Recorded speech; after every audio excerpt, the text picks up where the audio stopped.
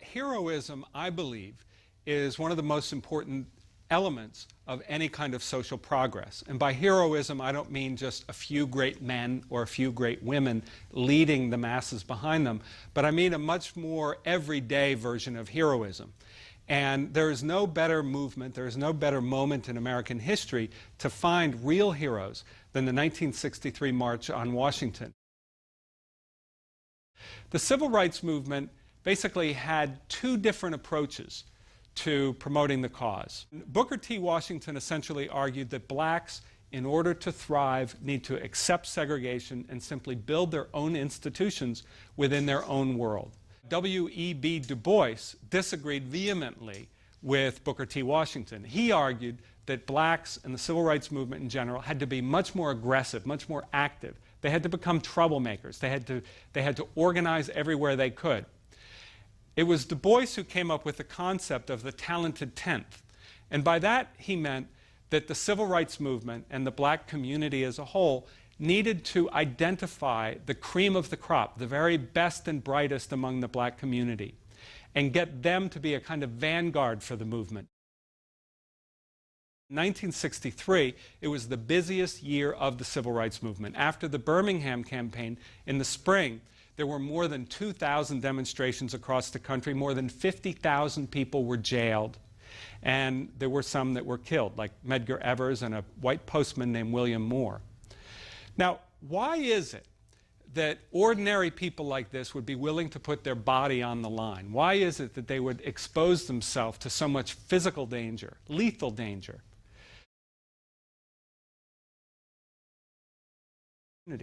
Now, the lesson that Philip Randolph got from all of his activism was that the only thing that would help the black community overcome what he called a slave mentality or an inferiority complex was to get their bodies out on the street. Philip Randolph was the man who brought mass demonstrations into the civil rights movement. And, incidentally, he is also the person who dreamed up the march. It was his vision to have this mass gathering before the Lincoln Memorial.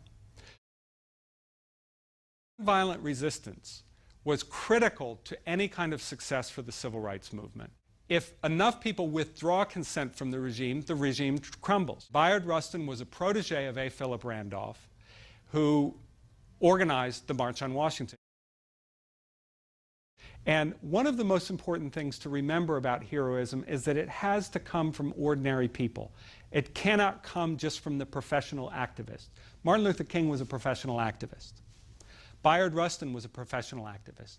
Philip Randolph was a professional activist. They did all kinds of great things for their people and for this country. But it had to be the ordinary people who were sprawled out in front of them on the National Mall. That in order for good to happen in this world, you have to prepare to be a hero. Ordinary people have to prepare to be a hero. They have to teach themselves, and they have to be ready for whatever extreme situation confronts them. And when they tried to exercise any kind of rights or privileges as citizens, they were terrorized. They were thrown into jail, they were thrown out of their homes, they were thrown out of their jobs, they were beaten, they were terrorized on a regular basis. Just after she was born, her mother was raped and murdered by 3 white racists. And one time she went up to her stepfather, this is in her telling, she went up to her stepfather and said, "Why do you accept this abuse? Why don't you hate these people who do this to you?" And he said quite simply, and this is a comment that you hear pretty much of almost anybody who is involved in the civil rights movement, he said, "Daisy, you return hate with love.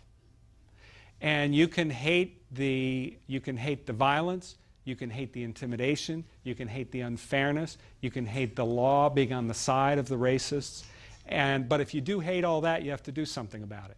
And so she dedicated her life, like so many people did, to working in the civil rights movement. When Martin Luther King got to a certain part in his speech where he said what I think are the most important 4 words of that speech, not "I have a dream," although I love that passage, but "unearned suffering is redemptive." Harold Bragg later told me he felt this surge of electricity go through his body. It was as if he had been touched by the most profound thing in his life.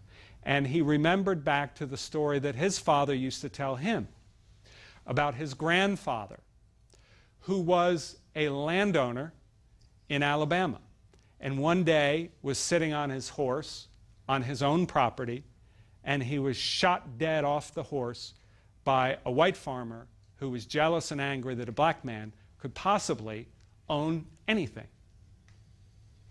And when Harold Bragg's father told him this story about how his grandfather was shot down in cold blood, he essentially told Harold the same thing that Daisy's stepfather told her, which is that you cannot hate hatred. You cannot fight hatred with hatred.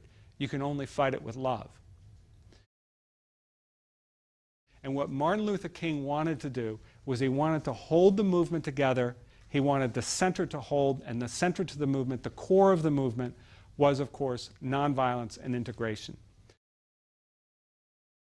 He had to somehow reach his followers who had been so abused for so long, who had walked into billy clubs and water cannons and cattle prods, who had been carted off to jail, who had been left there, who had been starved, who had been terrorized in countless other ways. He had to somehow appeal to them to stick with it.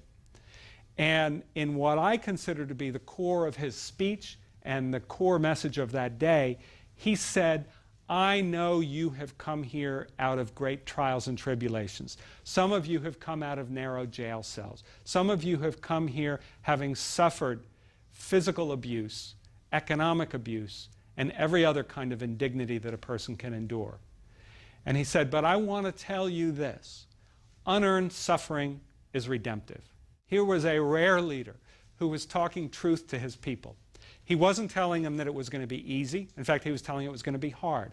He wasn't telling them that there was any safe place to go. In fact, he was telling them to go back to Mississippi, go back to Alabama, go back to Louisiana, go back to Georgia.